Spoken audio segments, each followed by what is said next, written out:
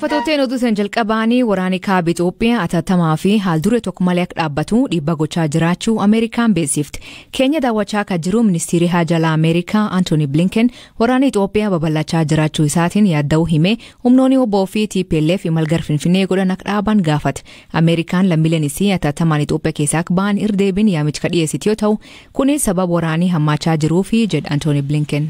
As we have for weeks, we continue to urge all American citizens in Ethiopia to leave the country. Akkuma torbaniif gochaa turre lammiileen Ameerikaa Itoophiyaa keessa jiran hundi carraa jiru maratti fayyadamuun biyyatti gadhiisanii akka bahan hubachiifna. Waraanni hammaachaa fi kutaalee biyyattii hedduutti babal'achaa jiraachuu isaatiin daran yaaddofneerra. Wanti argaa jirru balaan tokkummaa fi akka biyyaatti turuu Itoophiyaa danqu guddachaa jiraachuu isaati. Kanaaf hunda dura nageenya lammiilee Ameerikaa fi hojjettoota imbaasii keenyaa eeguun dirqama kootii dirqama keenya. Kana mirkaneessuuf lammiileen keenya carraa argatanitti fayyadamanii akka bahan hubachiifneerra.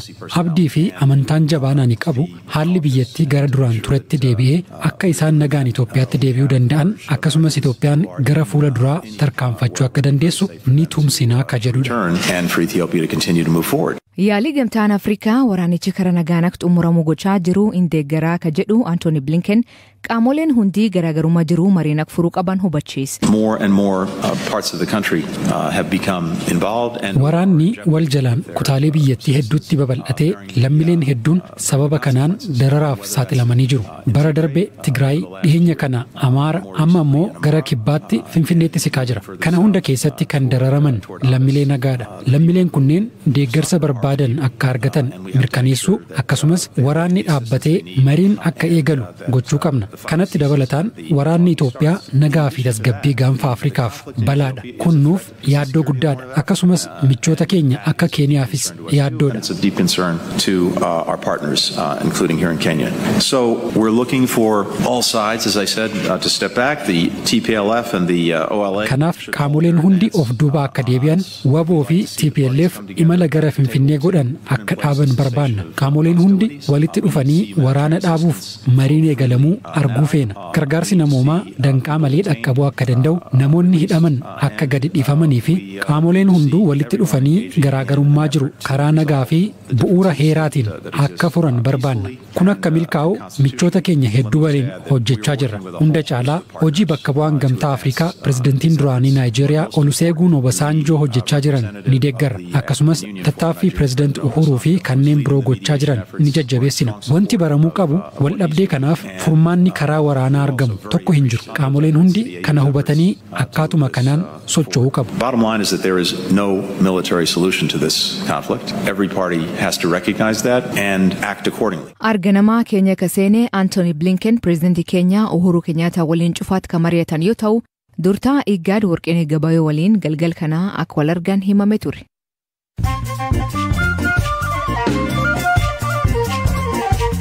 Dhaggeeffatooteen amma oduu gaggabaaboo addunyaa isaanii dhiyeessaa jalqabaanii barreessan olaanaan dhaabbata biyyoota gamtoomanii Antonio Guterres hojjettoonni dhaabbatichaa Itoophiyaa keessatti hidhaman akka dhiifaman yaamichi taasise. Guterres hojjettoota dhaabbatichaa to'annoo jala oolfaman irratti himannaan hin banamne sababa maaliif akka to'atamne illee hin ibsamneefi jedha. Dabalataan aangaa'onni Itoophiyaa hidha eenyummaa saba irratti hundaa'uun geggeeffamu akka dhaabaniif gaafate.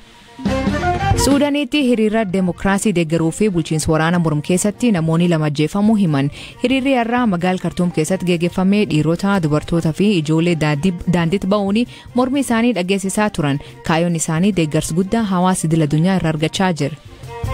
Keenyatti miliquu namoota shororkeessummaan hidhamanii hordofee hoogganaan manneen hidhaa Keenyaa hojiirra aari'am. Ibsa baasen pireezidantii Uhuru Keenyaataan itti gaafatamummaan goota cimsuu fi Wycliffe Ogalo nama biraatiin bakka buusu hima. Gareen laf kunuunsaa jechuun Keenyaa jiran hawaasa lafa isaanii irra kaasuun waraan gosittii kakkaasuu gabaasni haaraan argisiisa. Dhaabbati UK Auckland jedhamu NRT'n waraan gosittii irratti hirmaachuu seera lannaa mijjeessu uummata lafa isaanii irra kaasuu fi warra lafa doorsisuu hima. NRT'n Kaisiyooloo Saamburuu Marsabeetti dabalatee naannoo 10 keessa jiran himata kana hin mormatan. Diplomaatiin Ameerikaa ministeera muummee Suudaan ka ture Abdalla Hamdok waliin wal arguu isaanii gabaafam. Gargaartuun dhimma Ameerikaa Moolifiin daawwannaa guyyaa 3 Afrikaa taasisteen Hamdok ka ergaa yeroo fonqolchi mootummaa waraan Suudaaniin geggeeffamee hidhaman jiru wal argan.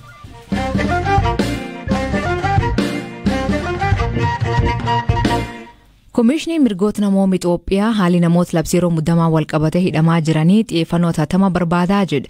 Namootni hidhaa kanaan namooti hidhaman jiran hedduun isaanii dhalattoota Tigraay ta'uu fi namoonni hedduun kutaa dhiphaa keessatti hidhamanii jiraachuu komishinichi ibsa baasen beeksise. Komishinichi buufataalee poolisii daawwachuun akkasumas hidhamtoota maatii isaaniitiif poolisoota dubbisuun odeeffannoo walitti qabaa jiru hima.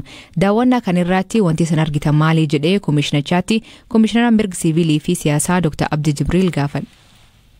Dura hammeenya dubbachuurra waan gaarii ta'aa jirurra kan ka'e dararamni adda addaa kan irra ga'een jiru hidhamtoota warri qabame qaamni nageenyaa yookiin poolisoonni illee hanga danda'anitti gargaaraa jiru. Kun gama tokkoon waan gaarii hojjetamaa jirudha. Gara biraatiin ammoo akkasuma wanni nama yaaddeessa illee keessa jira. Tokkoffaa baay'inaan namni qabamuu isaaniiti. Kanaaf bakki baay'een akkasitti qophaa'e waan hin jirreef namni iddoo tokkotti bakki yookiin manni namni itti taa'u haalaan nama humna isaaniitii ol waan qabuuf jecha kun walirratti heddummaachuu danda'a.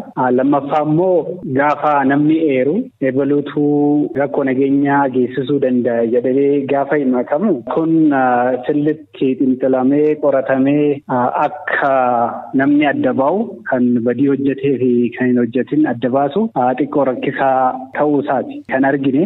Ammaatti namoonni hidhaman agam? Kan kutaa naannoo tokkooti nama 714 qabamuu isaa kan murteessine yookiin kan mirkaneessan. Iddoo biraatti wanni hin qabnu jechuudha.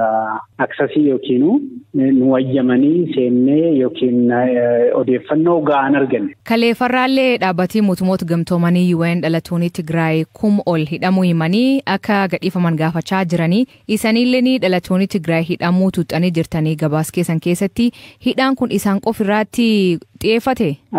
Isaan qofallatti xiyyeeffate jechuun hin danda'amu. Kan maalitti fakkaata asli kan amma kan jiru akka dhaaba shoorar keessaatti illee kan mana mareetiin murtaa'e waraana jiru keessatti illee yookiin lola jiru keessatti illee gahee olaanaa kan fudhachaa jiru dhaaba tokko saba tokko irratti kan murtaa'edha yookaan kan hundaa'edha.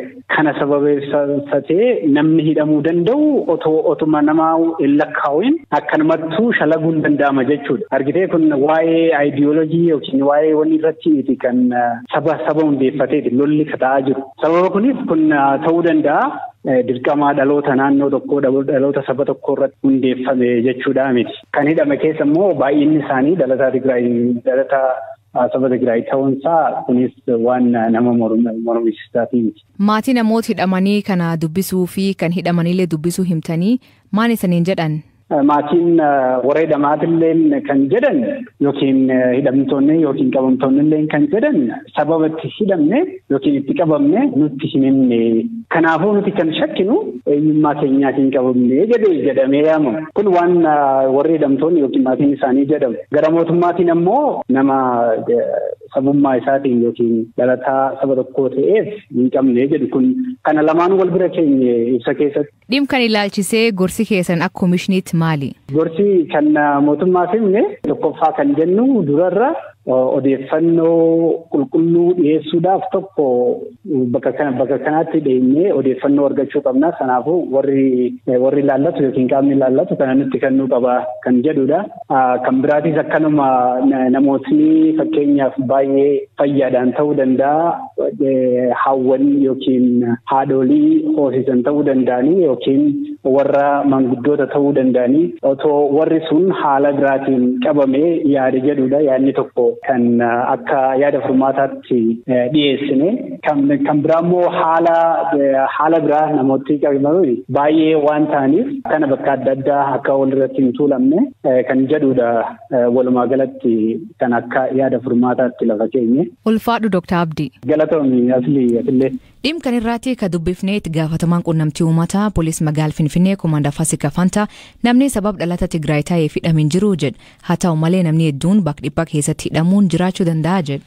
የትግራይ ተወላጆች ብቻ በመሆናቸው የሚያዝ የሚታሰር ሰው የለም።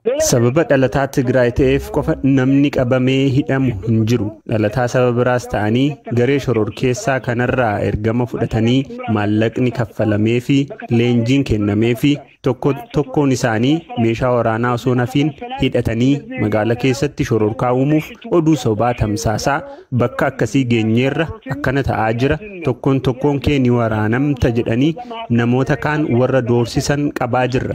Namootni qulqulluu ta'an sana gidduutti hin qabaman jechuu miti. Namootni qulqulluu ta'an jumlaan qabamanii hidhamuu hin qaban jechuun hojiin qulqulleessanii gadhiisuus hojjetamaa jira. Manneen amala sirreessaa Finfinnee keessa jiran waan beekamuuf tarii dhiphinni bakka mudachuu danda'a. Haa ta'u malee sadarkaa mootummaatti bulchiinsa magaalittiin xiyyeeffannaan kennamee fi ka hojjetamaa jiru yoo xiqqaate namni tokko kutaa dhiphaa keessatti akka hin hidhamne bakka nyaatni jiru bakka yaala fayyaa gahaa argachuu danda'uu fi kan kana fakkaatan mijeessuuf hojjetamaa jira. Haa ta'u malee dhimmichi ariifachiisaa waan ta'eef namoonni hedduun bakka tokkotti hidhaman jiraachuu malu hin jiran jedhee dubbachuu hin danda'u. ሰዎች ሊኖሩ ይችላሉ አይኖርም ብዬ መናገር አልችልም።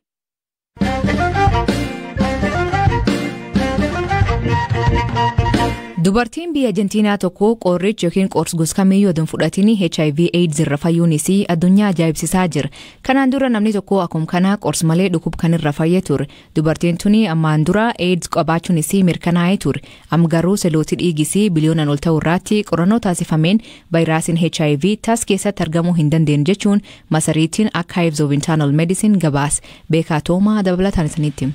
Sirni dandeettii uumamaan dhukkuba ofirraa ittisuu dubartii kana vaayirasii HIV akka of keessaa qulqulleessetti amanu hakimoonni dubartiin kun akkamiin HIV irraa akka fayyite beekuun osoo danda'ame dhukkubicha lafarraa balleessuun yookiin ammoo qoricha arguufiin ni danda'ama tures jedhu. Qorannoon doktoroonni seelii dhiigaa dubartii kana irratti taasisan namoonni tokko uumamaan dandeettii HIV ofirraa ittisuu waliin akka dhalatan ragaa dabalataa ta'eera. Qacceen sanyii namoota kanaa vaayirasichi gara qaama isaanii akka hin seenne godha. Amma dura dhukkubsataan tokko kan maqaan isaa akka baramu hin feene vaayirasichaan qabamus vaayirasichi suuta qaama isaa keessaa yoo badu mul'atee ture. Haa ta'u malee namoonni HIV'n qabaman kaan vaayirasicha waliin jiraachuuf bara jireenya isaanii guutuu qoricha fudhachuun isaan barbaachisa. Waggoota dhiyoo asitti namoonni qoricha homaatu osoo hin fudhatiin garuu kunuunsi haga ta'e taasifamee fi vaayirasicha to'achuu akka danda'an bira gahameera. Namni London jiraatu Adam Kasleehoo jedhamu dhibee HIV fi kaansariitiin qabamee wal'aansa kaansariif jecha seelii dhiigaa nama arjoomurraa erga argatee booda qoricha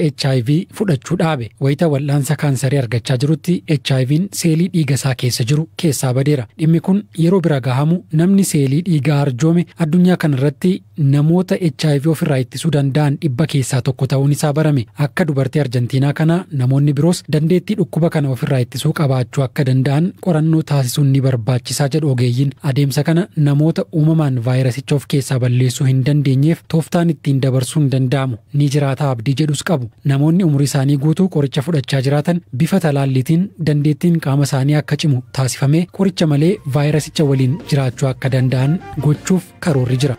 Dhageeffattootteen sagantaan irraa ganuma waliin turuu keessaniif ulfaadha isaniin jenna. Mammaansi galgal kana gur qabaataniif hin dhagaanii qalbii qabaatan malee jedha. Hiikan isa maanii koomenti keessatti nu beeksisa. Sagantaa kan qopheesse Beekaa Toomaa gam teknikaatiin Oskaar Bunga kan isaniif dhiyeessan Aslii Galgalooti. Agborisaatti akkana nagaa waaqa kee bulaa oraa bulaa deebana hangafamaan dhan bulaa.